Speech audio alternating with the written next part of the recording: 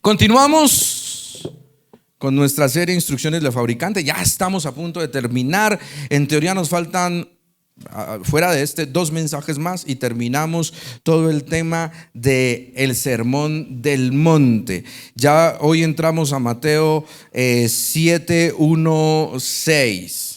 Ya estamos terminando Sermón del Monte. Imagínense, vamos en Mateo.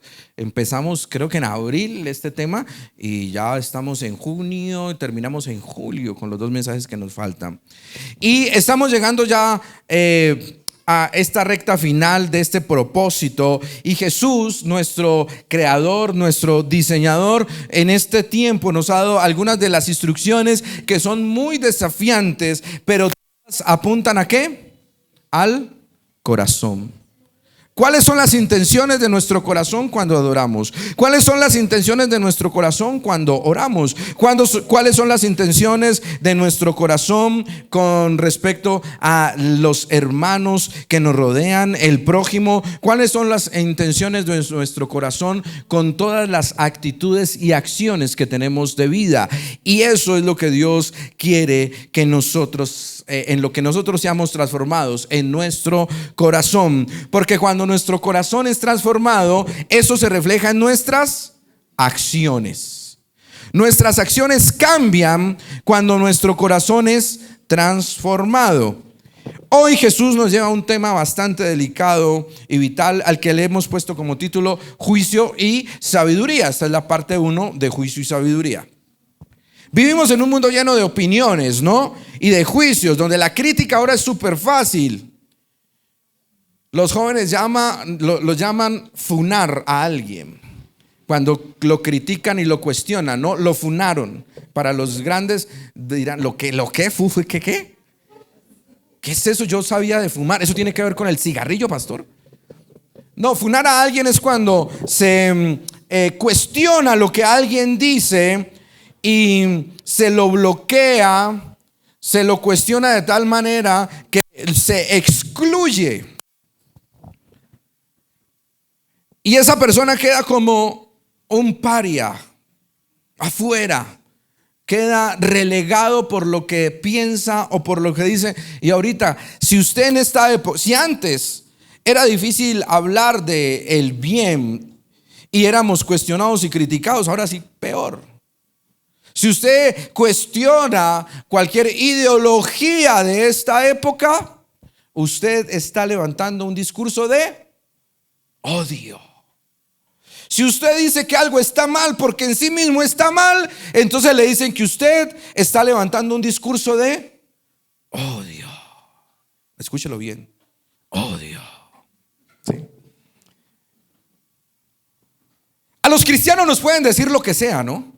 Nos pueden vituperar, pueden decir cosas de nosotros, pueden decir que somos retrógrados, que no entendemos, que somos malos, que somos perversos, que no entendemos. Pero eso no es discurso de odio para nosotros. Pero usted diga cualquier cosa conforme a la palabra, contra algo que cuestione una ideología del mundo, y usted es un fóbico, porque a todos le ponen la palabra fóbico. Si usted dice que una persona que se cree perro, eso es antinatural, entonces usted es un perrofóbico.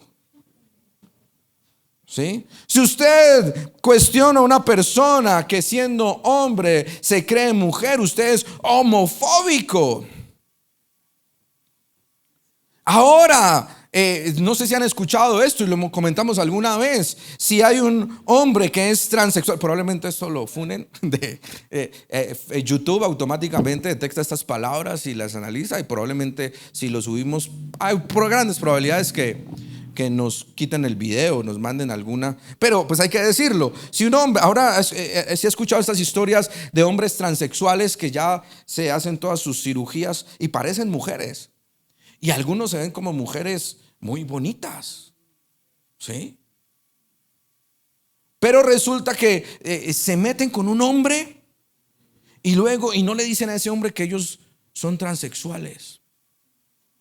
Y entonces cuando el hombre se entera que son transexuales, pues obviamente un hombre heterosexual dice, no, esto no es conmigo. Y entonces salen en YouTube a decir que estos hombres son transfóbicos, que porque no aceptan a esta persona, porque esa persona es una mujer, porque se siente mujer, y entonces los cuestionan y los critican a los hombres sexuales porque no aceptaron tener una relación con un hombre. Así parezca mujer, así se haya hecho las cirugías que se haya hecho, es un hombre. Y entonces ahora criticar es supremamente fácil, y el discernimiento pareciera que es lo más difícil. ¿Qué es discernimiento? Es esa capacidad de comprender y distinguir entre lo bueno y lo malo. Eso es discernimiento. Pues usted dirá, ¿el discernir qué? Pues es la capacidad que usted tiene para distinguir qué cosa es bueno, qué es mala. ¿Robar es bueno o es malo? Es malo. No vaya a decir depende. Si me roban a mí es malo, pero si yo robo a otro, pues bueno, porque yo me quedo con lo del otro. No. Robar es malo en sí mismo. Los adolescentes,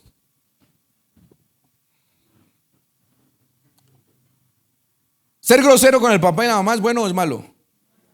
Es malo. Eso es discernir.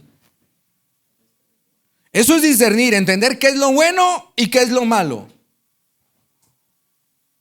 Y Jesús nos enseñará a través de esta palabra, a través de este texto de Mateo 7:1-6, pues a navegar con la sabiduría del cielo. Cuando nosotros oramos, cuando hablamos de la oración, cuando decimos venga tu reino, estamos diciendo y que se haga su voluntad aquí en la tierra como en el cielo. Le estamos diciendo a Dios que queremos actuar con la sabiduría del cielo, no como nosotros creemos o pensamos acá en la tierra, porque nosotros podemos tomar decisiones equivocadas y tener ideas que no son de Dios.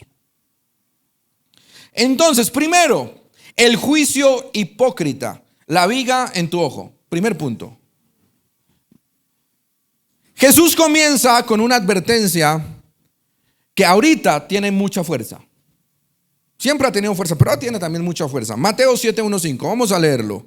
Dice, no juzguen para que nadie los juzgue a ustedes, porque tal como juzguen se les juzgará, y con la medida que midan a otros se les medirá a ustedes.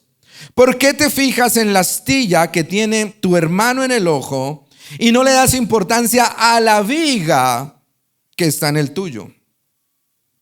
¿Cómo puedes decirle a tu hermano, déjame sacarte la astilla del ojo, cuando ahí tienes una viga en el tuyo? Y con ese amor que caracteriza a Jesucristo, Él les dice en el versículo 5, hipócrita, saca primero la viga de tu propio ojo, entonces verás con claridad para sacar la astilla del ojo de tu hermano. Tenemos esa visión de las películas de los 60s y los 70s, ¿no?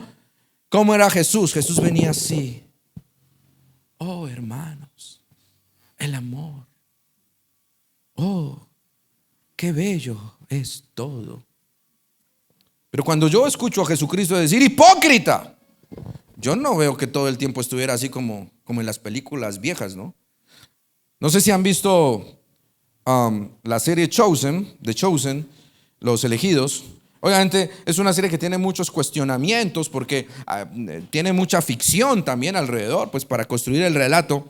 Pero vi la escena de Jesús en el templo cuando llega y ve que han convertido el templo en un mercado, y él agarra un látigo y empieza a latigar y empieza a volcar las mesas de los que vendían y hacían mercado en el templo. Yo creo que antes la gente pensaba que él llegaba, no, él llegó enojado. Él llegó muy enojado porque habían convertido su casa en un mercado, porque habían convertido su casa en una cueva de ladrones que abusaban de la fe de la gente y les vendían a exceso de precio para que pudieran hacer los sacrificios. Y entonces el Señor dice: no juzguen a nadie. Y esta frase ha sido muy citada y muy mal interpretada. ¿Significa que nunca debemos cuestionar el pecado de otros? Yo le pregunto, a ver, ¿será que no debemos nunca cuestionar el pecado de otros? ¿No juzguen? Obviamente no. El contexto aquí es el juicio condenatorio. Es la crítica destructiva. Ay, no, yo le voy a contar, hermano, pero es solamente para edificar. Pero si vieras, ¿qué tal, hermano, tal cosa? No, es que gracias a Dios yo no soy así. Gracias a Dios yo soy entregado al Señor, aleluya. Gracias a Dios en mí no hay pecado y mancha. Usted es Jesús, pues entonces está libre de pecado y libre de mancha. Esa crítica destructiva. El contexto aquí también es con la condena moral arrogante. Y sobre todo el juicio, como dijo Jesús, hipócrita. Este es el juicio que se eleva sobre los demás, que se enfoca en los defectos ajenos, sin primero evaluarse a sí mismo, sin primero mirar cuáles son los defectos y los pecados que tengo yo. Antes de yo ponerme a cuestionar el pecado del otro, yo me he evaluado a mí mismo cómo estoy. Yo me he evaluado a mí mismo cómo está mi corazón. Si mi corazón está alineado al propósito de Dios. ¿Qué pecados yo estoy cometiendo? Porque mire, los pecados de uno son diferentes a los pecados del otro. Y puede ser que haya pecados que son más visibles que otros, pero hay pecados que la gente guarda calladita. La arrogancia es un pecado. La falta de humildad es un pecado. El chisme es un pecado. Y entonces a veces la gente cuestiona es lo que ve, lo externo. Y entonces, ay, se está pecando. Porque como la gente no puede ver mi pecado que yo debo en mi corazón, entonces por eso hay gente que levanta juicios y se eleva por los demás con superioridad moral, creyendo que son mejores porque el pecado de ellos no se ve. Y le cuento, pecado es pecado. Se vea o no se vea, es pecado. Porque puede ser que nosotros, los seres humanos, no veamos ese pecado. Pero tenemos un Dios que escudriña el corazón del hombre y conoce los pecados conocidos y desconocidos. Y cuando dice que no debemos juzgar a nadie, no es que no podamos ni no debamos denunciar el pecado. Pero siempre y cuando esa denuncia del pecado sea realmente para edificación. ¿Qué debemos hacer cuando una persona esté pecando? ¿Caerle encima y caerle y darle garrote y látigo para que se arrepienta? ¿O qué tenemos que hacer? Orar por esa persona. Como iglesia, ayudarle a superar su pecado. Como iglesia, ayudar a que esa persona que cayó o que ha caído en ese pecado se levante y sea edificado en el Señor y que vuelva al camino de Dios y que proceda al arrepentimiento genuino. Pero eso se da siempre y cuando la persona también esté dispuesta. Porque si una persona no está dispuesta a reconocer su pecado, entonces, por eso, la viga en tu ojo y la astilla del ojo de tu hermano, es importante que lo entendamos en el contexto de que es una hipérbole que es muy interesante, es genial, es como un chiste que tira Jesucristo. Algunos lo interpretan como un chiste, ¿no? Como que es algo gracioso. Porque es una exageración que Jesús usa para resaltar lo absurdo y la hipocresía. ¿Qué es lo absurdo y la hipocresía? La viga que es enorme y es obvia, y la astilla que es un pequeño trozo en el ojo. ¿Qué es más grande, la astilla o la viga? Es como si usted dijera, tienes un camión en el ojo y criticas al hermano que tiene una pestaña. Porque a veces no reconocemos nuestro pecado. Mire, uno de los grandes enemigos del cristiano es la superioridad moral. Ese es uno de los grandes enemigos. Porque la superioridad, se me traba la lengua, superioridad moral no permite que nosotros reconozcamos nuestro pecado. Cuando yo creo que moralmente y espiritualmente soy superior, yo no reconozco pecado. ¿Por qué? Porque yo digo, es imposible que yo esté pecando, porque yo soy bueno, porque yo soy santo, aleluya, gloria a Dios. Y me desacomodo esto. Porque yo soy bueno, santo, aleluya.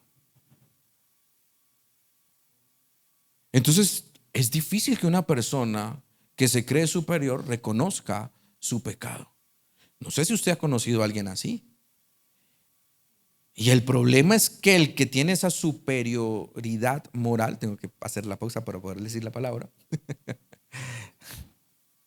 es que se va a enojar cuando usted lo confronte de su pecado.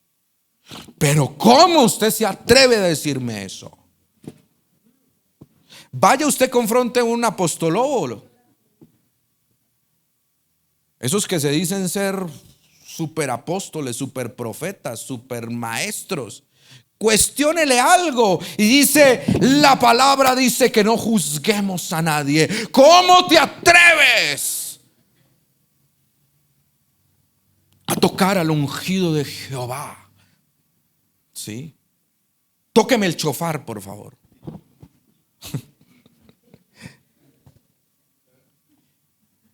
Hipócrita, dice Jesús.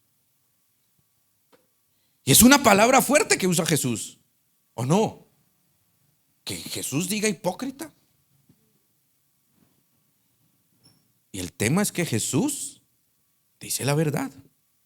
Él no está diciéndolo por decirlo. Él está diciendo la verdad. Lo que Él sabe, lo que Él conoce, lo que Él asegura.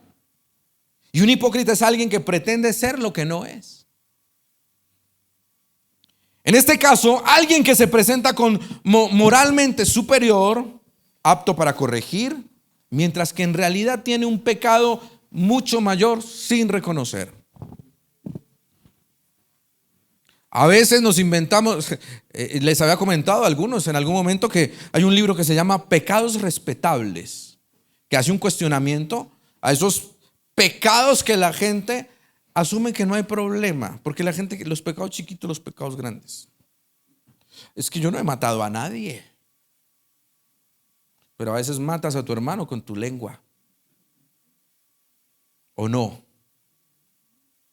Usted, vea, yo le voy a ser sincero y con el corazón en la mano lo digo. A veces con nuestras palabras y con nuestras malas actitudes contra una persona podemos llevar a una persona a que entre en depresión, a que pierda la esperanza. Con una mala actitud podemos hacer que una persona nueva que llega a la iglesia con una mala actitud, puede que esa persona nunca más quiera volver a pisar una iglesia. Y la salvación y la misericordia y el amor, ¿dónde quedan? A veces somos asesinos. A veces somos piedras de tropiezo para la gente con nuestras actitudes, porque no tenemos un corazón de amor y misericordioso. Hay gente que ha venido, pastor, es que tal persona tiene tatuajes. Ay, el diablo se metió a la iglesia. Ay, Dios mío. Mire primero la viga que hay en usted. Puede ser que ese que tiene tatuajes sea más cristiano que usted.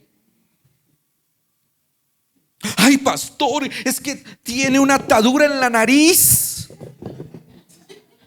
Le digo, ¿es que tiene gripa o qué? Dígale que se limpie. ¿Y tu pecado? ¿Y tu maldad? ¿Y tu falta de amor? ¿Qué necesita una persona? ¿Críticas o amor? Y cuando yo me gano el amor de una persona, la cercanía a una persona, en algún punto, con amor, yo puedo llegar a decirle a esa persona: mira, hay ciertas actitudes que de pronto a Dios no le agradan. Y cuando usted empieza a evangelizar a una persona, a discipularlo, la misma palabra es la que va a llevar a esa persona al arrepentimiento genuino. No es su crítica. No es que usted lo rechace y lo cuestione. Pecadores. Porque eso era lo que hacían los fariseos, hipócritas. Juzgaban a los demás y eran unos pecadores empedernidos.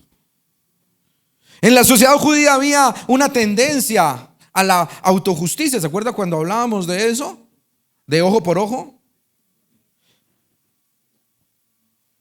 Y el juicio se hacía a los que no cumplían las reglas de forma estricta. Y se inventaban reglas, ¿no? De cómo vestir, de cómo orar, de si tenían que arrodillarse, si tenían que pararse, si tenían que ponerse tal cosa. Eran tanto que tal cosa tenía que tener tantos nuditos y que tantos cuadros y que tanta. Esa era la religiosidad. Y vaya una persona le faltara un nudo, mejor dicho, eso era pecado. Y Jesús atacaba ese legalismo, el fariseísmo de esa época, que se escondía a través de una apariencia de piedad, pero era pura fachada. En esta época, en la era de las redes sociales y de la cultura de la cancelación, de funar a la gente, el juicio condenatorio está a la orden del día. Todo el tiempo se nos facilita señalar los errores de los demás, juzgar las intenciones. Mire, usted no sabe cuántas personas vienen a mí a decirme: es que yo creo que tal persona. O cuando, y se los he dicho, o cuando gente viene: es que Dios me mostró que tal persona está haciendo tal cosa por esto y esto. Y resulta que esa persona está haciendo las cosas no por lo que usted cree. Juzga las intenciones de las personas. Es que esa persona siempre llega tarde. Sí, no es como yo, que también llegó tarde, pero esa persona no es como yo. Mire cómo llega tarde y despeinado. Parece que ni se ha bañado. Suele estar raro eso.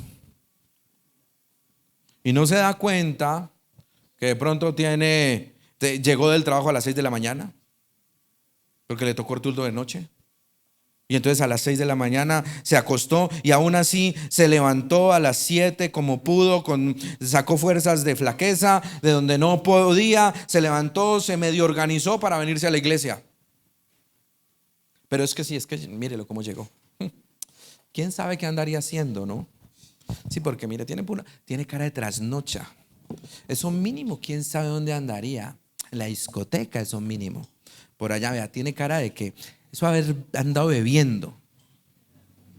Y el pobre que trasnochó trabajando, que le tocó turno porque es vigilante, que le tocó turno porque es médico, enfermero, porque le tocó, porque el hijo estaba enfermo y se trasnochó, y aún así se vino temprano.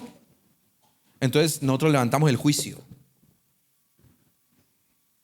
Y Jesús nos llama a la humildad radical.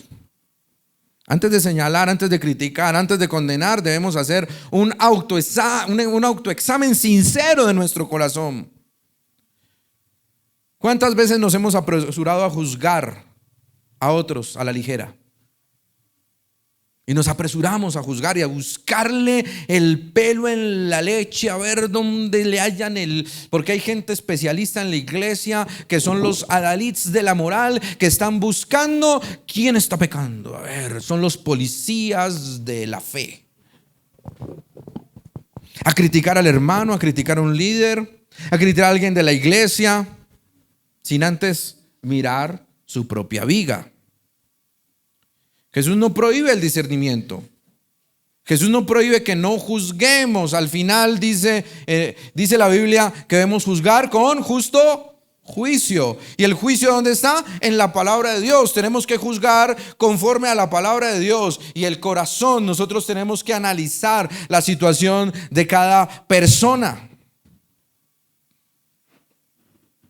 La corrección debe venir de un lugar de humildad, de amor, no de superioridad hipócrita. Debemos sacarnos nosotros primero la viga. Y en vez de estar criticando, ¿qué debemos estar haciendo? Ayudando. Ayudando a través de la oración. Invitando a la persona a que se congregue, a que asista, a que comparta la oración con nosotros, que venga a las noches vida, que venga a la iglesia, que se discipule, que sea formado. Esa es nuestra tarea, antes de estar criticando a la gente. Pastores, que tal persona llegó con esa, no me gusta con la cara que llega, entonces me toca, mira que es que a una persona no le gusta tu cara, entonces que te hagas una cirugía plástica, por favor. Sí, para dentro de 8, sí, pastor, sí, vaya, claro. Que esa persona le va a pagar la cirugía para que tenga otra cara. Sí, así ha pasado. Es que no me gusta, es que viene con una cara.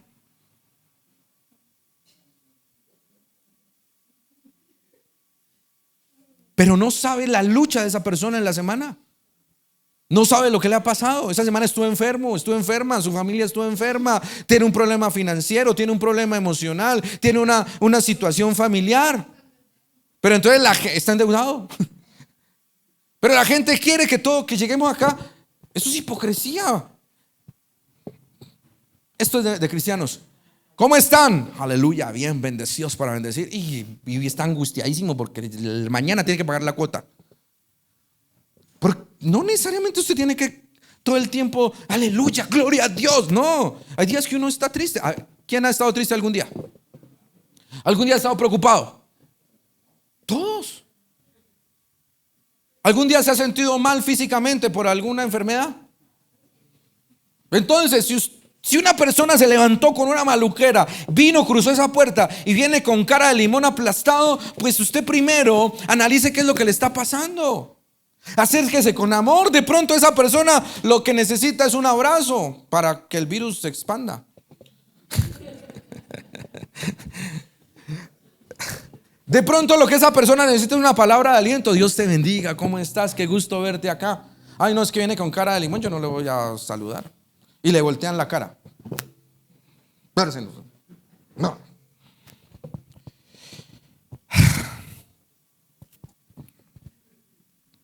Jesús nos da una instrucción que parece contradecir lo que dice del juicio hipócrita, pero en realidad es un complemento. ¿Sí? Porque punto número 2, debemos tener sabiduría para discernir.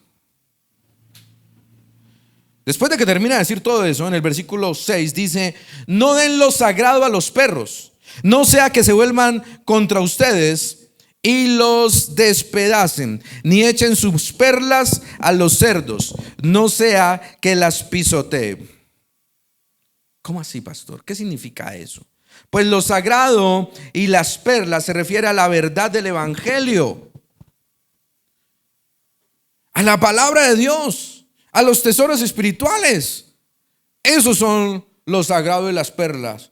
¿Qué es lo más precioso? ¿Cuál es nuestro tesoro? Jesús. Y Jesús es la palabra. Y la palabra se hizo carne. Y la palabra estaba con Dios. Nada de lo que ha sido hecho sin Él hubiera sido hecho sin Jesús, que es la palabra. Y entonces lo sagrado y las perlas se refiere al evangelio. ¿Y los perros y los cerdos quiénes son? Pues en la cultura judía estos animales eran impuros. Recuerda que para la cultura judía ellos no podían comer cerdos. Eran animales impuros y eran despreciables. Pero esto hace referencia a aquellos que son enemigos de la verdad. Por eso yo le decía, mire, tenemos que orar por todo el mundo, tenemos que actuar con amor con todo el mundo, buscar llevar el evangelio a todo el mundo. Pero hay gente que es enemiga de la verdad. Hay gente que desprecia lo sagrado, que no tiene interés en las cosas de Dios, que incluso se burla de las cosas de Dios. Para los judíos habían quienes se burlaban de los principios de Dios y no tenían ningún respeto por nada de lo que tuviera con Dios. Y Jesús les decía a sus discípulos que no debían malgastar la verdad del evangelio en aquellas personas. Porque al final lo que iban a hacer era pisotear el evangelio y la palabra. Y que hasta a veces iban a usar la misma palabra para atacarlos. Porque cuántas veces no hemos escuchado también esa frase, ¿y usted que no que es cristiano? Porque nosotros, a ver, vamos a hacer un ejercicio. Levante la mano los cristianos que han cometido errores. Todos hemos cometido errores. Ay, pero cuando un inconverso, esos que no les gusta la verdad y que se dan cuenta que usted cometió un error, ahí están para caerle encima. ¿Y no que es cristiano? ¿Y no que era cristiano? Ahora esto nos enseña un sabio discernimiento. Somos llamados a predicar el evangelio todos. Y hay momentos de sabiduría que nos dice, aquí no es. Que no debemos forzar la verdad con quienes solamente la van a pisotear. Tenemos que aprender a ser sabios. No significa que uno pierda la esperanza porque seguirá orando por esa persona. De pronto no es el tiempo. Pero a veces le ha pasado que usted le ha quemado tiempo a una persona y lo visita, y lo lleva, y lo sube, y lo baja, y le dice, y le hace, y le ayuda, y lo guía, y le predica, y pisotea el evangelio. No se trata de juzgar su salvación, sino de discernir cuál es la posición de esa persona en ese momento. Y hay un momento que uno tiene que decir, hey, esto hagámoslo en oración y ayuno con esta persona. No desperdicie sus perlas, que es la verdad del evangelio, en quienes solamente la van a profanar. Sea sabio con quien comparte el evangelio. Discierna quién está listo para escuchar el evangelio y quién simplemente se va a burlar y lo va a atacar a usted con el mismo evangelio. Esto requiere sensibilidad al Espíritu Santo y tenemos que estar conectados porque al final nosotros también tenemos que usar el discernimiento. No es que estemos prejuzgando a la persona, sino que a veces nos damos cuenta que no es el momento o que no es la persona con la que a la que debemos dedicarle tiempo para predicar el evangelio. No es que nos limitemos a predicar el evangelio tampoco. Ahora entonces nadie va a escuchar el evangelio. No, tenemos que hacerlo, tenemos que predicar. Pero hay un punto donde decimos, este no es el momento, este no es el tiempo con esta persona. ¿Sí? Y lo ponemos en oración. Hay que usar la sabiduría y el discernimiento para entender de parte de Dios y el Espíritu Santo cuál es el momento adecuado para cada persona. En conclusión, estas instrucciones del fabricante, de nuestro Creador, son un desafío. Nos desafían a actuar con justo juicio. Nos desafían a ser sabios. Nos llaman a ser humildes. Humildes pero de una manera radical. Sacarnos nuestra viga primero antes de intentar sacar la astilla del ojo de su hermano. Qué difícil sería sacar la astilla del ojo del hermano teniendo una viga. ¿Será que podemos ver? ¿Será que podemos hacerlo? Jesús nos llama a la sabiduría en práctica. Y para adquirir sabiduría tenemos que venir a Dios, porque la sabiduría, ¿de dónde viene? De Dios. La sabiduría viene de Dios. Usted no pretenda adquirir sabiduría en el mundo, porque lo que hay en el mundo es destrucción y pecado. Jesús no quiere que seamos hipócritas, juzgadores. No quiere que desperdiciemos lo sagrado. Él nos invita a vivir una vida en sabiduría. Una sabiduría que nos lleva a una fe auténtica, a una vida en donde lo glorificamos a Él con nuestras acciones, donde impartimos misericordia, amor. Eso es ministrar. Eso es servir. No crea que ministrar es que el pastor se para acá, usted levante las manos y le ponga la mano encima. Ministrar es cuando usted también imparte amor y misericordia a los demás. Cuando usted comparte el evangelio con otros, eso también es ministrar. Porque no se olvide, ¿qué es la palabra ministerio? ¿Qué es? Servir. Y cuando usted está ministrando, está sirviendo. Cuando una persona se para allá a ofrecerle un café, está ministrando su vida, porque está mostrando amabilidad. Cuando una persona lo recibe en la entrada y le da un saludo y una sonrisa, un abrazo, está ministrando su vida, porque usted de pronto viene sin esperanza y ese abrazo, ese momento, esa sonrisa puede darle una perspectiva diferente, porque usted está viendo a Jesús, el amor de Dios en estas personas. Así que tenemos que examinarnos nosotros. Pídale a Dios sabiduría para discernir qué decir, qué hacer, en qué momento abordar a una persona para llamarle la atención y hacerle ver su pecado. Que Él le muestre cuál es la manera que usted debe abordar a una persona para hacerle ver su pecado. Así que yo le invito a usted a que actuemos con juicio y con sabiduría. Vamos a ponernos de pie y vamos a orar el día de hoy.